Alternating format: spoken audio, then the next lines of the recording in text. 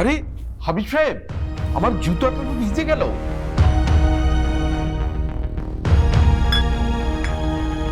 এই মুছো তো, মুছে দাও। জি। কি হলো, মোছো? তাহলে তোমাকে আমি মাফ করে দেব।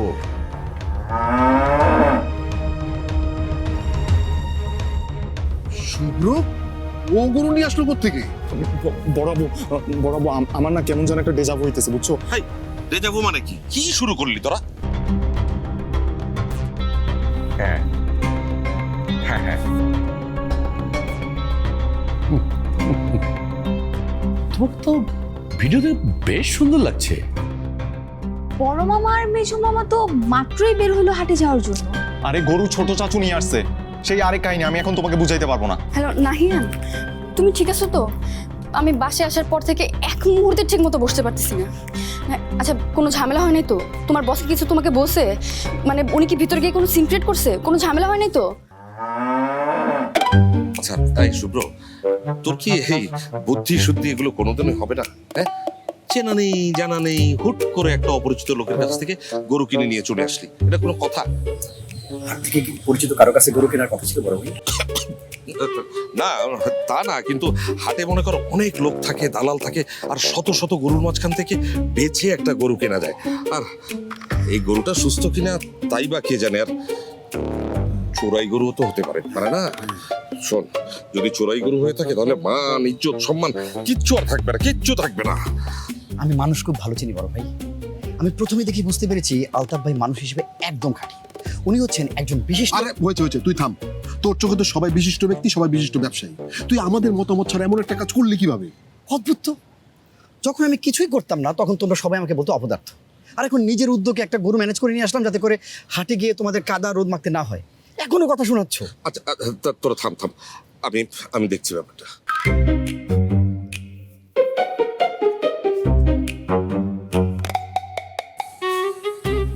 তা ভাই সাহেব, বলুন আপনার বৃত্তান্ত শুনি। আপনার গরুর ব্যবসা কেমন চলছে? খামারে কতগুলো গরু আছে আপনার? আমার কোনো খাবার নাই, এই গরু বলতে একটাই। ও গুড, ভেরি গুড।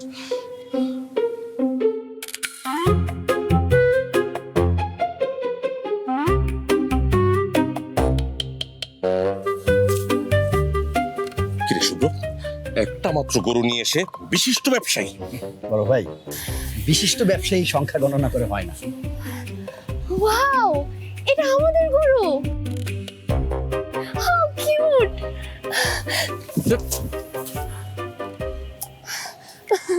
এটা ছেলে গরু নাকি মেয়ে গরু? এটা ছেলে গরু, ওর বয়স 3.5 বছর, 2টা দাঁত উঠছে কিছুদিন হইল।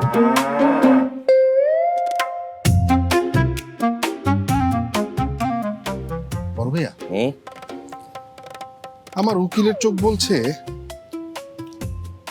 লোকটার মধ্যে কোনো ভেজাল নেই, আর গরুটাও খারাপ না। ও শুভ্র যখন কিনেই ফেলেছে, থাকুক না। বাচ্চাদের তো দেখছো কত আনন্দ করছে। ঠিক আছে, তুই যখন বলছিস তাহলে থাকুক।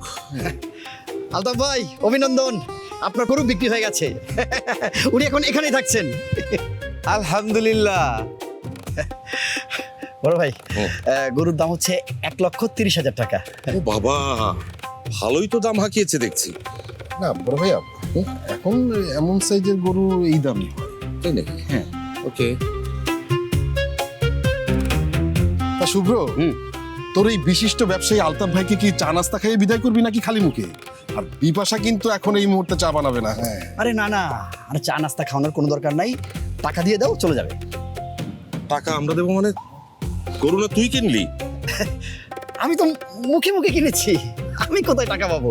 আর তোমরা তো জানোই যে পকেট আর ওয়ালেট আমার কাছে কখনোই থাকে না। তোমাদের মধ্যে কে টাকা দিবে তোমরা ঠিক করে নাও। আরে এটা কোনো কথা নাকি? কিরে শকত? হ্যাঁ,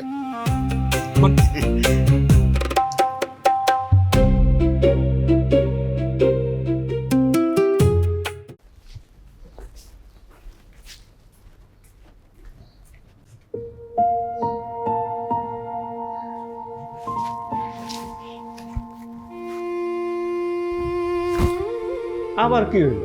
মন খারাপ কেন? বড় স্যার কিছু কইছে? মন খারাপ করে কোনো লাভ নেই রে ভাই। আমরা করি চাকরি, আর চাকরি মানে চাকরি। শোনেন, অফিস তো ঈদের ছুটি দিয়েই দিল, ব্যাগ গোছান, বাড়িতে যাইবেন, বাবা মার সাথে ঈদ করবেন। আরে বাবা মার সাথে ঈদ করার আনন্দের কথা ভাবলেও তো মন ভালো হওয়ার কথা। আমার বাবা মা তো প্রতিদিন ফোন দিয়ে অস্থির করে ফেলাইতেছে, আমারে যে কি পরিমাণ ডাকতেছে, আমার জন্য যে কি অপেক্ষা করতেছে আপনার বোঝাইতে পারবো না। আমার জন্য কি অপেক্ষা করছে না কাশেম ভাই? আমি বাড়ি যাব না। এই কথা কেন কইতেছে? কোনো বাবা মা কি তার সন্তানের জন্য অপেক্ষা করা বন্ধ করে? কি হয়েছে, ঘটনাটা কম তো? যে অনেক লম্বা হিস্ট্রি। আরেকদিন বলি, আজকে শুধু এইটুকুই জানেন যে আমার আসলে তো তো যাওয়ার জায়গা নেই। আহারে, বাবা আমার উপর রাগ করছেন, ঝগড়া হয়েছে না? যত যাই হোক, সব বাবা মাই চায় ঈদের দিন সন্তান তার চোখের সামনে থাকুক, তেমনি সব সন্তান চায় ঈদের দিন বাবা মা কাছে থাকে। যত রাগই হোক, ঈদের দিন সন্তানরে বাবা মা না দেখলে বাবা মার যে কি কষ্ট, সেটা যতক্ষণ আপনি বাবা না হবেন ততক্ষণ বুঝতে পারবেন। ভাইরে, মুরব্বির উপর রাগ ধরে রাখতে নাই। যখন আপনার বাবা মার চাই আপনার মাথার উপর থাকবে না, সেদিন এই দিনটার কথা মনে কইরা মাথা চাপড়াইবেন। কে জানে রে ভাই, সামনের ঈদে আপনারা কে কই থাকবেন? জীবনে তো কোনো ভরসা নাই রে ভাই।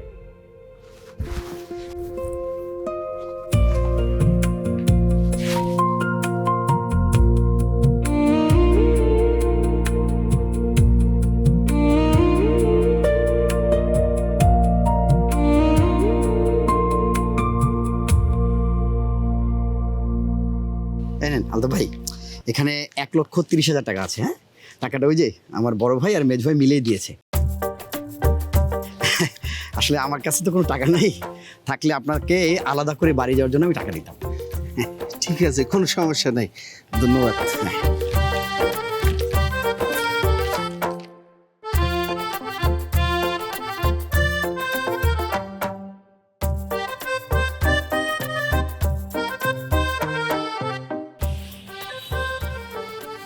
দেখো গরুটা কত কিউট, আমাকে একটা ছবি তুলে দাও না ফারদিন।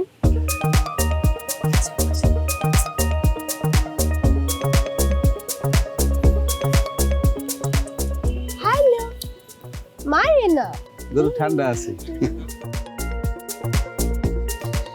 ভাইজান, এই মালাটা হ্যাঁ গরুর গায়ে নিজে হাতে পরায় দেন। হ্যাঁ? যদি এই মালাটা পরান তাহলে পশু খুশি হইব। না না না না, আমি এসব হাস্যকর কাজ আর করতে চাই না। খদ্দের এটা পরান আলতাফ লাগে। ভাই প্লিজ, আমি এসব হাস্যকর কাজ করতে চাই না। হাস্যকর কাজ নাকি ও করবে না? কোরবানির মতো একটা সিরিয়াস ইভেন্ট কেউ জোকস বানিয়ে ফেলেছে, আর এখন বলছে হাস্যকর কাজ করবে না। দাও না বড় ভাইয়া, সুব্রত তো আবার সফিস্টিকেটেড রুচি, ও কি গরুর মালা ধরবে? হ্যাঁ, ও তো সফিস্টিকেটেড গরু একটা নিজেই। আচ্ছা ঠিক আছে, আমি পরাই দিতেছি। আমি পড়াবো, নিনা পড়াবে।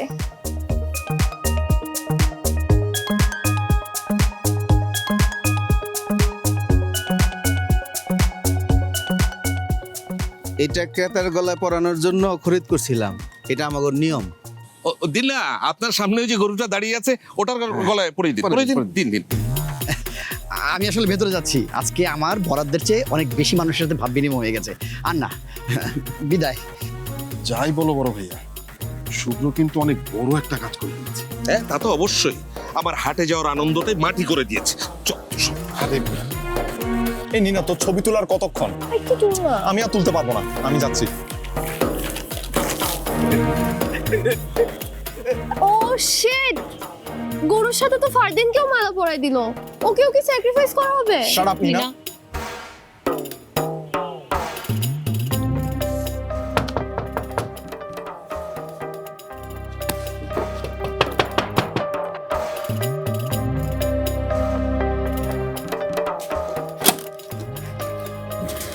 আরে নাহিয়ান, তুমি এত আগে চলে আসলাম, মানে অফিসকে আগে ছুটি হয়েছে?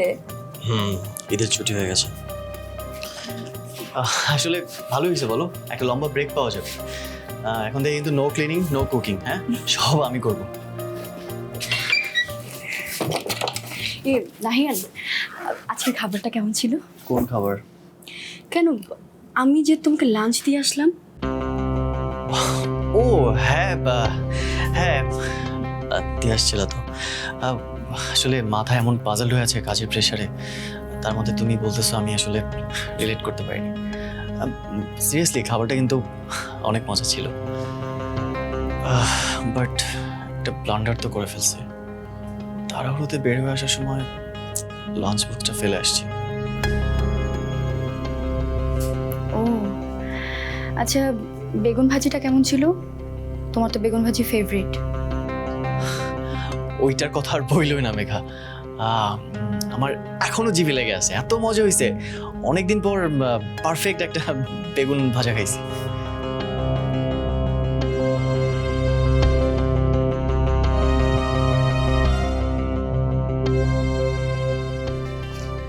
কেন মিথ্যা বলতেছো নাহিয়ান?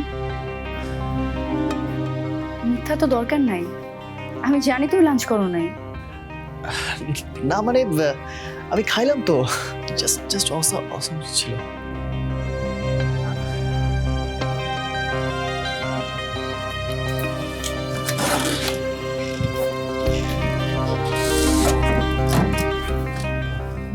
না, ফ্রেশ হয়ে আসো, আমি খাবার দিতেছি। আসলে এত বিজি ছিলাম। কি এমন কাজ তোমার নাহিয়ান যে তুমি খাওয়ার সময় পাও না?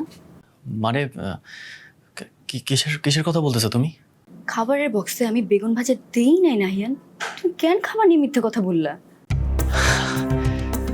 আরে খাইছি তো, বললাম না, মানে কাজের প্রেশারে কি খাইছি না খাইছি একদম মাথা থেকে বের হয়ে গেছিল। ওকে, তাহলে বলো তো বক্সে কি কি মেনু ছিল? কি হয়েছে তোমার নাহিয়ান? কাজটা কি তোমার ভালো লাগতেছে না? ভালো না লাগলে তুমি অন্য কিছু করো, হয়তো আপসেট থাইকো না প্লিজ। দেখো, যতদিন মনের মতো কাজ না পাইতেছো ততদিন তো আমরা, মানে আমার টিউশনির টাকায় আমরা চলতে পারবো। আর কত কথা শোনাবা মেঘা? সারাদিন এত কথা শুনতে আর ভালো লাগতেছে না আমার। Please stop it. এত অ্যাডভাইস, এত সিম্প্যাথি আমি নিতে পারতেছি না মেঘা। প্লিজ প্লিজ মেঘা, আমার লাইফটা আমার মতো লিড করতে দাও। তুমি তোমার পড়ালেখা নিয়ে ভাবো, তোমার ক্যারিয়ার নিয়ে ভাবো। এই যাও তো, যাও পড়তে বসো।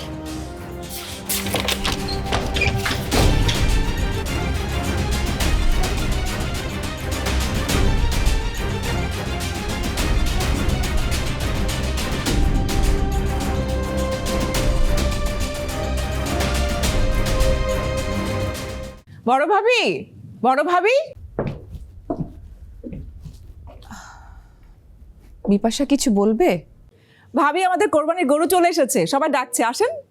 গরু দেখে আমি কি করব? আমার এসবে কোনো ইন্টারেস্ট নেই। ভাবি, সবাই বাইরে আছে, গরু নিয়ে ছবি তুলছে, মজা করছে, আর এটাই তো কোরবানিদের আনন্দ, তাই না? আনন্দ? তুমি আনন্দ পাচ্ছ? তোমার ছেলে যেদিন তোমার কাছ থেকে এত দূরে চলে যাবে যে তুমি চাইলেও একটা কথাও বলতে পারবে না, সেদিন দেখব তোমার মনে কত আনন্দ হয়।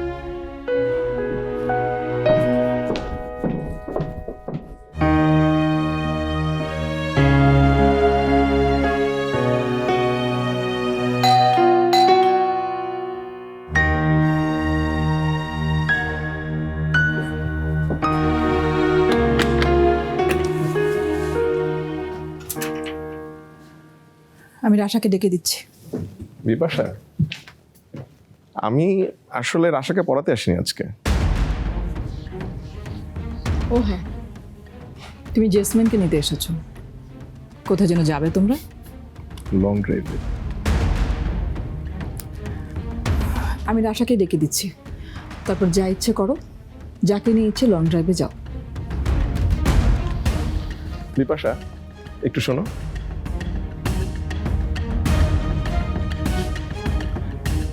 তুমি আমার উপর রাগ করে যাচ্ছ? না তো, রাগ তো নিজের মানুষের উপর করা যায়, তোমার উপর কেন রাগ করতে যাব? তুমি আমার কে? না মানে এই যে তোমার কথা না শুনে আমি এই বাড়িতে নিয়মিত আসছি, জেসমিনের সাথে মিশছি। আমি জানি তুমি এটা পছন্দ করছো না। আমার কাজ ছিল তোমাকে সতর্ক করা, সেটা আমি করেছি। এখন যা হোক না হোক আমার কিছু বলার নেই আর। বিপাশা,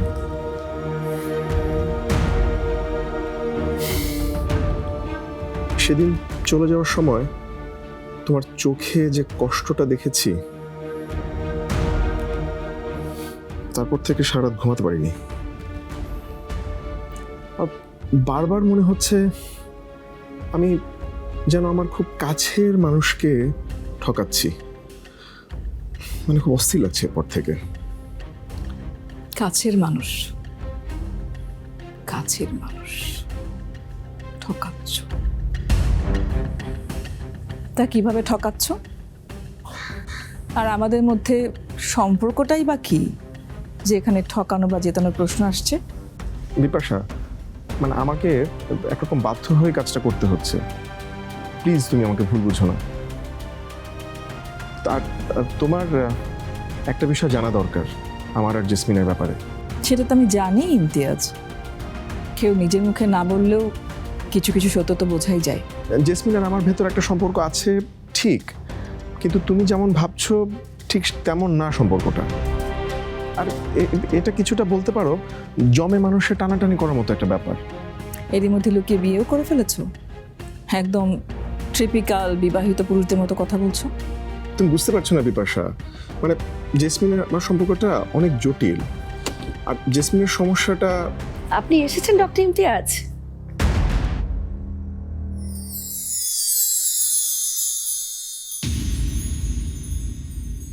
তোমাকে আমি একটা স্পেশাল অ্যাসাইনমেন্ট দিব। অ্যাসাইনমেন্ট? প্রজেক্ট? কি বলতেছিস এসব? আগে আমার একটা প্রশ্নের সত্যি অ্যান্সার দাও তো। কে? তুমি কি মন থেকে চাও যে নাহিয়ান ভাইয়ার সাথে এই বাড়ির সবার সম্পর্ক আবার ঠিক হয়ে যাক? ও আচ্ছা, লং ড্রাইভের কথা বলে বাসার সবাইকে কনফিউজ করছেন? তাহলে তো আমি সত্যিই আজকে ওভারড্রেসড। একদম না, মানে আমরা তো শুধু হাসপাতালে যাচ্ছি না, চেক আপ শেষ করে হাসপাতাল থেকে ফেরার পথে যখন ডিনারে যাব তখন আপনার এই শাড়ি একদম মানিয়ে যাবে। সবার চোখ ফাঁকি দিয়ে ইমতিয়াজ জেসমিনের কি ট্রিটমেন্ট করছে? কি লুকাচ্ছে ওরা? মাম্মা আমার বেশি দিন আমাদের সাথে থাকবে না মিঝুম। রাশা, আরে এটা কি হলো রাশা? এই কাঁদছিস কেন? তোর মাম্মাম চলে যাওয়া মানে তো আবার ফিরে আসা, তাই না? সেজন্য এভাবে কাঁদতে হবে? রাশা